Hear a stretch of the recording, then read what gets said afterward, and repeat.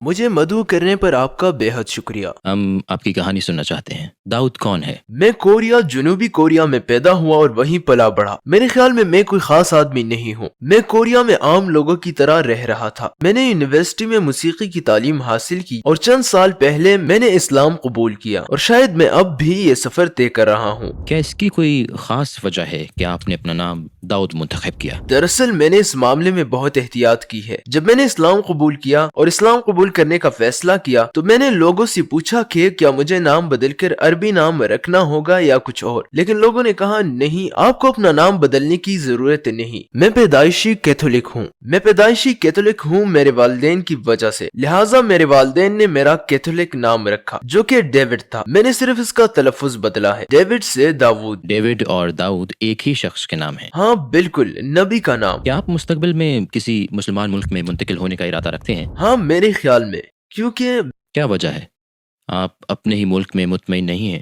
میں مطمئن ہوں، لیکن میرے خیال میں مجھے مزید سیکھنا چاہیے۔ میں ابھی بھی بالکل نیا ہوں، میں نہیں ہوں۔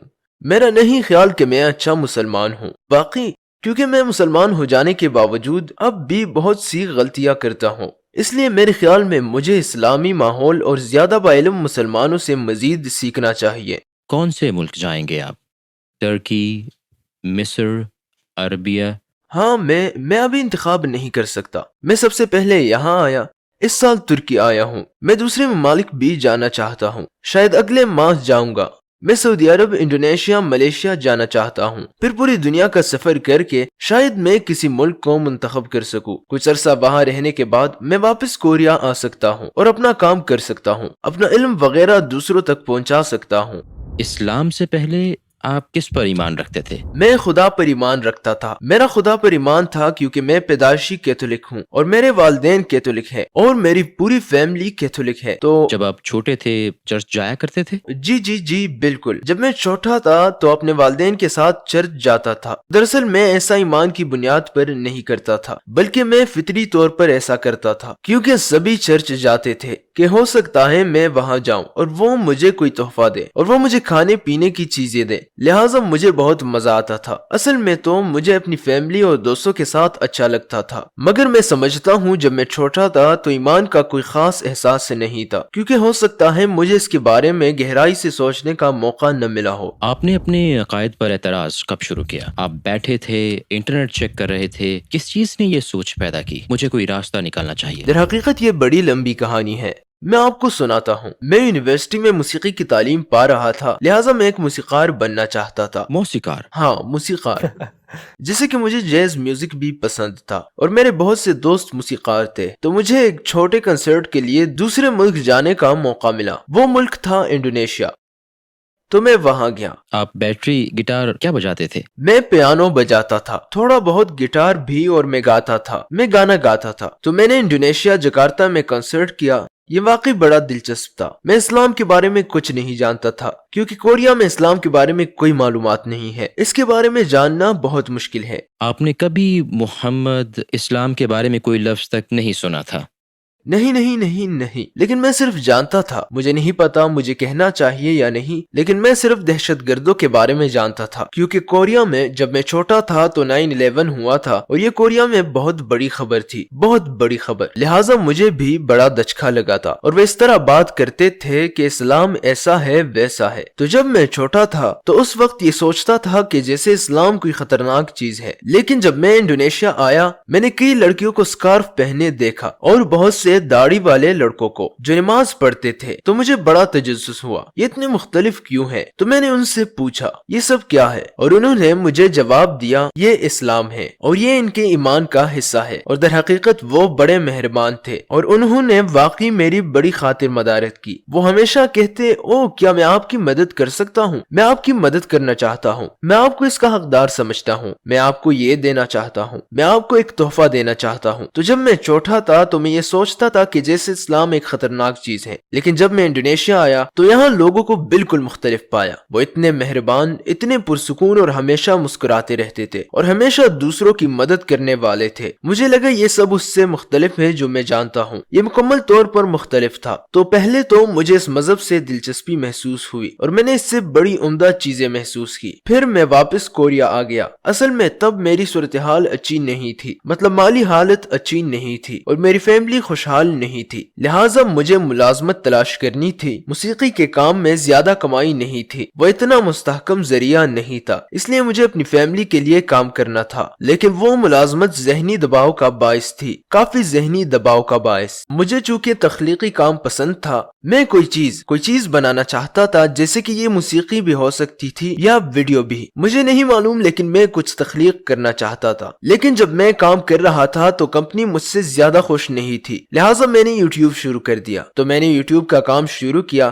لیکن میرا یوٹیوب چینل موسیقی سے شروع ہوتا ہے۔ میں اپنی کور میوزک ویڈیوز اور اسی طرح کی چیزیں اپلوڈ کرتا تھا۔ اس کے بعد مجھے اچانک یہ سوجی کہ میں انڈونیشیا کے اپنے احساسات کیسے بتا سکتا ہوں۔ مجھے نہیں معلوم کہ اچانک یہ سوچ کیسے آئی، میں نے یہ کیوں سوچا۔ تو بس جو کچھ میں مسلمانوں سے متعلق جانتا ہوں وہ بتا دیتا ہوں، کیونکہ بہت سے کورین سمجھتے ہیں اسلام خطرناک ہے، لیکن میں نے اسلام کے بارے میں بہت سی اچھی چیزیں محسوس کی، لہٰذا میں نے ان کے بارے میں بات کی۔ میں نے یوٹیوب پر اپنے احساسات شیئر کیے اور یوں بہت سے لوگ اس میں دلچسپی لینے لگے۔ بہت سے لوگوں نے مجھے اسلام کے بارے میں سکھایا۔ مثلا اگر آپ اسلام سے متعلق جاننا چاہتے ہیں تو آپ فلاں سے بات کر سکتے ہیں اور میں امام سے بات کروں گا۔ آپ کوریا میں کوئی مسجد دیکھ سکتے ہیں اور آپ وہاں نماز ادا کرنا سیکھ سکتے ہیں، یا آپ رمضان میں روزے رکھنے کا طریقہ جان سکتے ہیں۔ تو میں نے رفتہ رفتہ ان پر عمل شروع کر دیا۔ مجھے نہیں پتا کیوں، لیکن شاید لگتا ہے جیسے یہ سب قدرتی طور پر مجھ سے ہو رہا تھا۔ میں مسجد جاتا تھا، مسجد میں نماز ادا کرتا تھا، رمضان میں روزے رکھتا تھا، اور اس دوران میرا ایمان تھوڑا بہت پختہ ہو گیا تھا، کیونکہ جب میں مسلمانوں کے ساتھ نماز پڑھتا تھا تو مجھے پرکیف احساس ملتا تھا۔ ایسے لگتا تھا گویا کوئی میری مدد کر رہا ہے، جیسے کوئی مجھے دیکھ رہا ہے اور جیسے کوئی مجھے امید دلانا چاہتا ہے، کیونکہ تب میں بالکل کیا آپ اس وقت مسلمان تھے جب آپ عمل کر رہے تھے؟ نہیں، میں مسلمان نہیں تھا،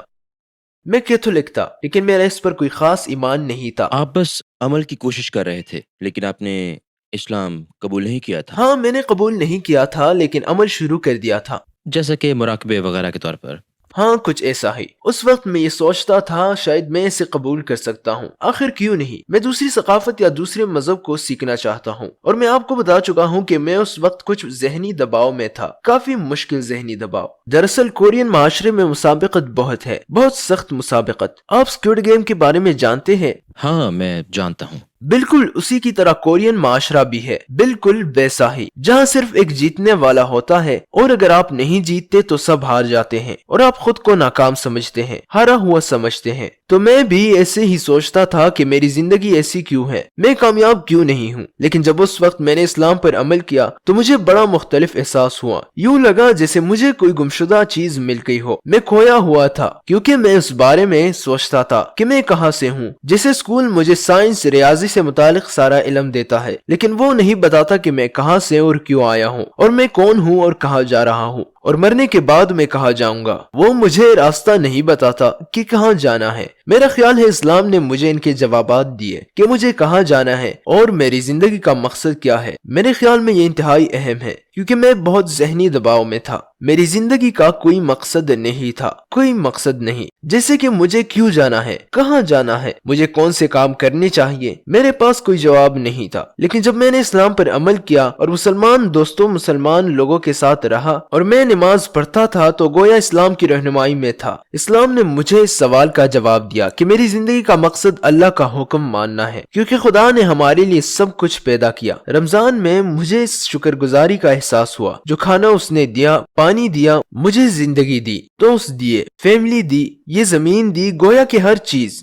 تو اس سوچ کے بعد مجھ میں اپنے خالق کی شکر گزاری کا احساس پیدا ہوا۔ پہلی مرتبہ رمضان کے روزے رکھتے ہوئے 3 سال پہلے ہوا تھا۔ اس وقت مسلمان نہیں تھے؟ میں مسلمان نہیں تھا، لیکن میرا ایمان تھا میرا خدا پر تقریباً 2 سال پہلے غالباً۔ دراصل رمضان کے بعد میرا ایمان مضبوط ہو گیا تھا۔ میرا ایمان تھا، میں خدا پر ایمان رکھتا تھا، لیکن میں اسلام قبول کرنے کے بارے میں نہیں سوچتا تھا، کیونکہ میرا خیال تھا کہ میں ایمان لانے کے بعد بھی مسلمان نہیں ہو سکتا، کیونکہ میں کوریا میں رہتا ہوں، میں کورین ہوں، یہاں کا طرز زندگی بہت مختلف ہے۔ میرے خیال میں یہ احسان نہیں تھا کہ اپنی ثقافت میں اکیلے مسلمان ہیں؟ اکیلا نہیں، اور بھی ہیں لیکن بہت کم۔ لیکن اس وقت کسی کورین مسلمان نے مجھے میسج کیا، اس کا نام کرم تھا، اس نے مدینہ سے تعلیم پائی، مدینہ کی یونیورسٹی سے گریجویٹ کیا، قرآن، دعوت کے بارے میں تعلیم اور سب کچھ۔ وہ بہت باعلم مسلمان لڑکا ہے، تو اس نے مجھے میسج کیا، میں آپ کی مدد کرنا چاہتا ہوں، لہٰذا میں اس سے ملا۔ میں نے اس سے یہ سوال کیا، دراصل میں ایمان تو رکھتا ہوں لیکن بے یقینی کا شکار ہوں، مجھے یقین نہیں کہ میں مسلمان ہو سکتا ہوں یا نہیں۔ تب اس نے مجھے جواب دیا، کیا تمہیں یہ بات معلوم ہے کہ کوئی بھی کامل نہیں ہوتا، اور مسلمان ہونے کے بعد بھی ایک پکے مسلمان کی زندگی گزارنا آسان نہیں ہوتا، لیکن اگر تم مسلمان نہ ہوئے تو تمہیں اس سے بلکہ کسی بھی چیز سے کوئی فائدہ نہیں ملے گا، جبکہ اسلام قبول کرنے اور مسلمان ہو جانے کے بعد تم خود رفتہ رفتہ مرحلہ وار بدل سکتے ہو، اور پھر خدا تمہیں مزید بہتر مسلمان بناتا جائے گا، کیونکہ اللہ سبحانہ و تعالی ہمارا خدا بہت رحم کرنے اور معاف کرنے والا ہے، اور وہی ہمارا سب سے بڑا مددگار ہے، لہٰذا وہ تمہاری مدد کرے گا۔ تو پہلے تمہیں مسلمان ہو جانا چاہیے، کیونکہ تمہیں نہیں معلوم، نہ تمہیں نہ مجھے، کہ میں ابھی مر سکتا ہوں، ہارٹ اٹیک ہو سکتا ہے یا کوئی ٹریفک حادثہ، کچھ بھی، مگر مجھے آج ہی موت آ سکتی ہے۔ کسی کو بھی اپنا مستقبل نہیں معلوم۔ تو میں نے اس طرح سے سوچا کہ مجھے مسلمان ہو جانا چاہیے، اور پھر میں ہو گیا۔ آپ نے اپنے والدین کو کچھ بھی نہیں بالکل بتایا؟ میں نے نہیں بتایا۔ ٹھیک ہے، تو پھر آپ مسجد گئے؟ ہاں، میں تائیوان کی ایک مسجد میں گیا، میں نے وہاں اسلام قبول کیا۔ وہاں کا ماحول اور آپ کے ارد گرد کے لوگوں کے کیا احساسات تھے؟ کیا آپ ہمیں ان لمحوں کے بارے میں بتا سکتے ہیں؟ بہت شاندار احساس تھا جب میں اس مسجد میں گیا اور وہاں امام سے ملا جو کوریا میں سب سے بڑے عالم ہیں، اور جب میں ان سے ملا تو وہاں دوسرے ائمہ بھی موجود تھے۔ اس دن ان سب کی میٹنگ تھی، حسین اتفاق تھا۔ میں نے وہاں اسلام قبول کیا اور وہاں موجود ہر شخص نے مجھے مبارکباد دی اور خوش آمدید کہا، اسلام میں خوش آمدید کہا، اور مجھے ایسا محسوس ہوا، اب جانتے ہی ہیں کہ میرے اسلام قبول کرتے ہی سارے گناہ، ماضی کے سارے گناہ مٹ گئے اور میں ایک نیا انسان بن گیا، بالکل ایک نیا پیدا ہوئے بچے کی طرح۔ میرا یہ احساس بہت لاجواب احساس تھا اور خوشی کی طرح، میں اپنا اس وقت کا احساس بیان نہیں کر سکتا، وہ بہت ہی لاجواب احساس تھا۔ آپ کی فیملی کا رد عمل کیا تھا جب انہیں پتا چلا کہ آپ نے اسلام قبول کر لیا ہے؟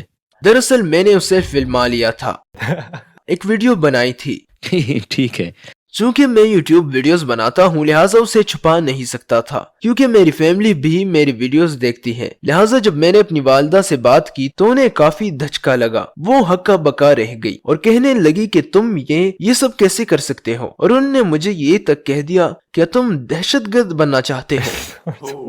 کیونکہ میں سمجھ سکتا ہوں کہ کوریا کے لوگ مغربی میڈیا کی طرف سے اسلام کے بارے میں ہمیشہ پیش کردہ منفی پروپیگنڈے سے متاثر تھے، اس کا سبب میڈیا تھا، تو وہ کافی فکر مند ہو گئی تھی۔ لیکن میں نے اس کے متعلق وضاحت کرنے کی پوری کوشش کی کہ اسلام خطرناک نہیں ہے اور یہ میرا ایمان ہے، اور میں اب بھی اپنی فیملی سے پیار کرتا ہوں، کچھ بھی نہیں بدلا، بس میرا عقیدہ تبدیل ہوا ہے۔ وہ اس حوالے سے بہت فکر مند تھی، لیکن وہ میری یوٹیوب ویڈیوز بھی دیکھتی تھی۔ انہوں نے بہت سے ایسے مسلمانوں اور اہم دل مسلمانوں کو دیکھا جنہوں نے میری مدد کی اور جنہوں نے اسلام کو واضح کیا، لہٰذا انہوں نے اس بارے میں سمجھنا شروع کر دیا، اور اب وہ اسلام کے بارے میں بہت سا علم رکھتی ہیں کیونکہ وہ میری ویڈیوز دیکھتی ہیں۔ انہوں نے ابھی تک اسلام قبول نہیں کیا، انشاءاللہ بھائی ان کے لیے دعا کریں ہاں، گے۔ لیکن وہ سمجھتی ہیں اور مجھے عزت دیتی اور میری حمایت کرتی ہیں۔ تو اب آپ کی فیملی کے باقی لوگ کیا سوچتے ہیں؟ انہیں پہلے تو بہت حیرت ہوئی، اور میری ایک آنٹی تو اب بھی مجھے میسج کرتی ہیں کہ کیا تم دوبارہ اپنا مذہب تبدیل کر سکتے ہو۔ انہیں حیرت ضرور ہوئی لیکن وہ میری حمایت کرتے ہیں، وہ مسئلہ نہیں بن رہے، کوئی مسئلہ نہیں۔ کیا آپ کی فیملی یا قریبی حلقے کے لوگوں نے آپ کی وجہ سے اسلام قبول کیا؟ بالکل، اس کے علاوہ میرے سبسکرائبرز بعض اوقات مجھے میسج کرتے ہیں کہ میں نے آپ کی ویڈیو دیکھی اور میں اسلام کو جاننا چاہتا ہوں، میں مسلمان ہونا چاہتا ہوں، میں یہ کیسے کر سکتا ہوں؟ تو میں انہیں میسج کرتا ہوں کہ ٹھیک ہے، میں آپ کو معلومات دوں گا، ویب سائٹ اور امام کا نمبر بھی، اور کوریا میں مسجد کہاں ہے۔ تو میرے کچھ سبسکرائبرز، کورین سبسکرائبرز میری ویڈیو سے مسلمان ہو جاتے ہیں۔ الحمدللہ، مجھے اس کی بہت خوشی ہے، میں بہت خوش ہوں۔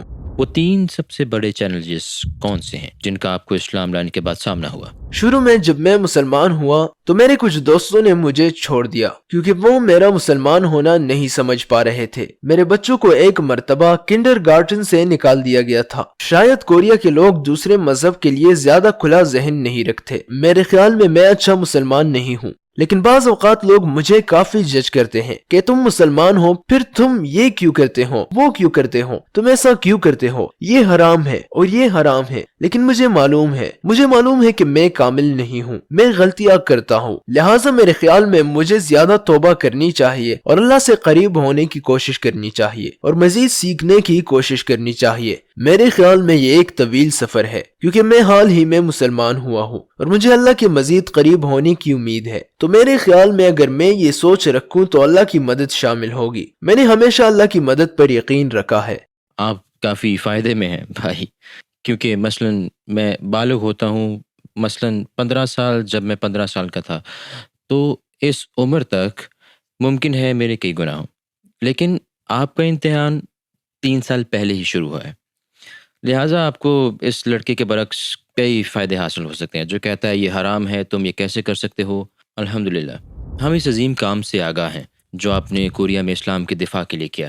کیا آپ کو جیل جانے کا ڈر نہیں؟ ہو سکتا ہے، میں جنوبی کوریا سے ہوں، کوئی مسئلہ نہیں، یہ شمالی کوریا نہیں ہے۔ آپ کو مذہبی آزادی حاصل ہے اور ہم جس پر چاہیں بات کر سکتے ہیں، ہم ہر چیز پر بات کر سکتے ہیں۔ میں اسلام کے دفاع کے لیے اور چیزوں کا بھی دفاع کرتا ہوں۔ ایسے چند ماہ پہلے کوریا کے شہر ڈیگو میں ایک مسجد کی تعمیر ہو رہی تھی، لیکن رہائشیوں نے احتجاج کیا تو اسے روک دیا گیا۔ تو چند ماہ پہلے میں وہاں گیا، میں نے مسجد کی تعمیر کے لیے مظاہرے اور کام میں ان کی مدد کی۔ ہاں، اس سے مجھے مسائل ہو سکتے ہیں مگر مجھے پرواہ نہیں، میں ان کی زیادہ پرواہ نہیں کرتا۔ کوریا میں مذہبی آزادی ہے، میں جو چاہوں بول سکتا ہوں، لہٰذا اگر اس کا کوئی نقصان ہے تو ہاں، میں اسے قبول کرتا ہوں۔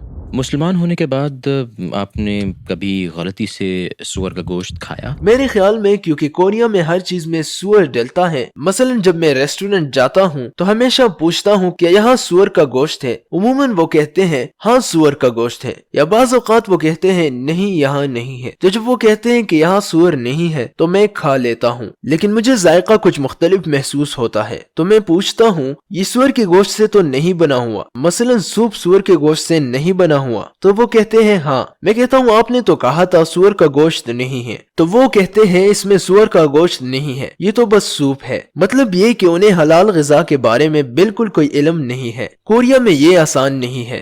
تصور کریں کہ آپ ایک پارک میں بیٹھے ہیں اور ایک کورین آپ کے پاس آ کر کہتا ہے کہ وہ آپ کو جانتا ہے اور آپ سے آپ کے مذہب کے بارے میں پوچھتا ہے۔ آپ کے پاس صرف 1 منٹ ہے، آپ اسے کیا کہیں گے؟ میرا خیال ہے میں زندگی کے مقصد کی وضاحت کروں گا۔ کورین معاشرہ تقابل پر مبنی ہے اور یہاں زیادہ تر لوگوں کی زندگی کا کوئی مقصد نہیں ہے، لہٰذا وہ بہت جلد ذہنی دباؤ میں آ جاتے ہیں۔ میں انہیں وضاحت کروں گا آپ کی زندگی کا مقصد خدا کا حکم ماننا، اس کے دین کی خدمت کرنا ہے اور آپ کو اس میں لازوال خوشی مل سکتی ہے، لہٰذا آپ کو اسلام میں سلامتی ملتی ہے۔ ہاں، آپ کو سلامتی اور خوشی مل سکتی ہے۔ آپ کو ہمارے نبی علیہ الصلوۃ والسلام کی کون سی بات سب سے زیادہ متاثر کرتی ہے؟ ان کی صفات، ان کا طرز زندگی، یا ہمارے نبی کی زندگی کا کوئی اور واقعہ؟ آپ کے خیال میں سب سے متاثر کن کون سی چیز ہے؟ جی، میرے لیے جب انہوں نے دنیا میں اسلام پھیلانے کی کوشش کی تب کوئی مسلمان نہیں تھا، ہے نا؟ وہ تنہا مسلمان تھے، انہیں ایک پیغام ملا تھا جسے وہ دنیا میں پھیلانا چاہتے تھے، اسلام کا پیغام۔ میں بھی تھوڑا بہت ایسا ہی محسوس کرتا ہوں کیونکہ میں کوریا میں ہوں اور کوئی مسلمان نہیں ہے، میں تنہا مسلمان ہوں اور میں محسوس کرتا ہوں کہ کیسے ثابت قدم رہا جائے، کیسے یہ کام انجام دیا جائے، لیکن ہمارے نبی صلی اللہ علیہ وسلم نے ہار نہیں مانی۔ میرے خیال میں انہوں نے ناممکن کام کر دکھایا، انہوں نے دنیا بھر میں اسلام پھیلا دیا، جبکہ شروع انہوں نے مکہ مدینہ سے کیا تھا، مگر اب دیکھیں دور دراز مقامات جیسے انڈونیشیا، ملیشیا میں، مغربی افریقہ میں ہر جگہ اسلام کے نام لیوا ہے، حتیٰ کہ جنوبی کوریا میں بھی میں نے اسلام قبول کیا۔ میرے خیال میں یہ حیرت انگیز بات ہے، اور اسلام دنیا میں سب سے تیزی سے پھیلنے والا مذہب ہے، تو میں بڑا متاثر ہوں کہ ان کی شخصیت اور ان کی سنت ہی سب کچھ ہے۔ میں بہت متاثر ہوں کہ انہوں نے اس وقت اسلام پھیلایا جب کوئی مسلمان نہیں تھا۔ آپ کے خیال میں اس دنیا کا سب سے بڑا جھوٹ اور سب سے بڑا سچ کیا ہے؟ میرے خیال میں سب سے بڑا جھوٹ ہے تم یہ نہیں کر سکتے، تم نہیں کر سکتے، نہیں کر سکتے۔ میرے خیال میں یہ جھوٹ ہے، کیونکہ کوریا میں جیسا میں نے بتایا کوریا بڑی مسابقت والا معاشرہ ہے، لہٰذا اگر آپ کسی چیز میں ناکام ہو جائیں تو لوگ آپ کو کہتے ہیں تم یہ نہیں کر سکتے، لیکن ایسا نہیں، کیونکہ میں سب کچھ کر سکتا ہوں۔ میں وہ سب کچھ کر سکتا ہوں جو کرنا چاہتا ہوں، اور اس کا تعلق ایمان سے ہے۔ اگر میرا خدا پر ایمان ہے اور میں خدا کی مدد پر ایمان رکھتا ہوں اور اس کی حکمت پر ایمان ہے تو میں کر سکتا ہوں، میں کوشش کر سکتا ہوں، کیونکہ میرے پاس زبردست محرک ہے۔ اگرچہ آپ اپنا ہدف نہیں پا سکے پھر بھی شاید آپ کر سکتے ہیں، لیکن اگر آپ زبردست محرک کے ساتھ ساتھ اپنے ایمان پر مبنی کوشش کریں تو آپ کچھ نہ کچھ کر سکتے ہیں، بے شک آپ اپنے ہدف تک نہ پہنچ سکے ہو۔ تو میرا یہی خیال ہے، میں یہی سوچتا ہوں، اور سب سے بڑا سچ بھی یہی ہے۔ تم یہ کر سکتے ہو؟ ہاں، بالکل یہی میں کہنا چاہتا تھا، تم یہ کر سکتے ہو۔ میں خدا کی رحمت پر ایمان رکھتا ہوں، خدا کی مدد پر، خدا کی حکمت پر، لہٰذا میں یہ کر سکتا ہوں۔ اس زندگی میں آپ کا سب سے بڑا خواب کیا ہے؟ میں مرنے سے پہلے ایک اچھا انسان، ایک اچھا مسلمان بننا چاہتا ہوں۔ میرے خیال میں یہ آسان کام نہیں ہے۔ زندگی کا مقصد اپنے خدا کا حکم ماننا ہے۔ ہمارا سفر جنت میں جانے کے لیے ہے۔ میں مزید علم پانا، مزید عمل کرنا چاہتا ہوں، اور میں کورین لوگوں کے لیے بھی کچھ کرنا چاہتا ہوں۔ کورین ثقافت میں غصہ اور ذہنی دباؤ بہت ہے، اور میرے خیال میں اس کی ایک بڑی وجہ ایمان نہ ہونا ہے۔ چونکہ وہ ایمان والے نہیں ہیں، لہٰذا ذہنی دباؤ میں انہیں کوئی امید نظر نہیں آتی، کوئی آپ کی مدد نہیں کرتا، ایسے میں آپ کو کوئی نہیں ملتا جس پر اعتماد کر سکیں۔ خودکشی کی شرح بہت زیادہ ہے۔ کوریا خودکشی کی بلند ترین سطح پر ہے۔ مثلا میں مسلمان ہوں، اگر کوئی اچھی بات واقع ہو تو میں کہتا ہوں یہ اللہ کی طرف سے ہے، میں شکر ادا کرتا ہوں، اور کوئی بری بات ہوتی ہے تو میں یہ سوچ سکتا ہوں یہ اللہ کی عین حکمت ہے، یہ آزمائش ہے، میں اس صورتحال سے نکل سکتا ہوں۔ اگر آپ کا خدا پر ایمان نہیں، آپ ملحد ہیں یا کسی قسم کا ایمان نہیں رکھتے، تو پھر آپ اس طرح سوچتے ہیں واہ یہ کامیابی میری صلاحیتوں کا نتیجہ ہے۔ چنانچہ ایسے لوگوں میں تکبر آ سکتا ہے، اور جب ان پر کوئی پریشانی آتی ہے تو یہ سوچتے ہیں او یہ ہمارے ساتھ ہی کیوں ہوا، وہ خود کو الزام دیتے ہیں، وہ ذہنی دباؤ میں آ جاتے ہیں جو اتنا شدید ہوتا ہے کہ خودکشی یا کسی اور فعل کا باعث بن جاتا ہے۔ میرے خیال میں کورین معاشرے کو خدا پر ایمان کی شدید ضرورت ہے۔ تصور کریں کہ آپ اسکوئڈ گیم کا ایک کھلاڑی ہیں اور آپ کو قتل ہونے سے پہلے بچنے کے لیے کسی کو دھوکہ دینا یا جھوٹ بولنا ہے، تو آپ کیا کریں گے؟ میں مرنا نہیں چاہتا، میں جھوٹ نہیں بولنا چاہتا، مجھے نہیں معلوم۔ آپ کو یہ جواب نہ دینے کا حق حاصل ہے۔ مجھے نہیں معلوم، میں نہیں دوں گا، میں جواب نہیں دوں گا۔ ٹھیک ہے، آپ سے گفتگو بہت عمدہ رہی۔ مجھے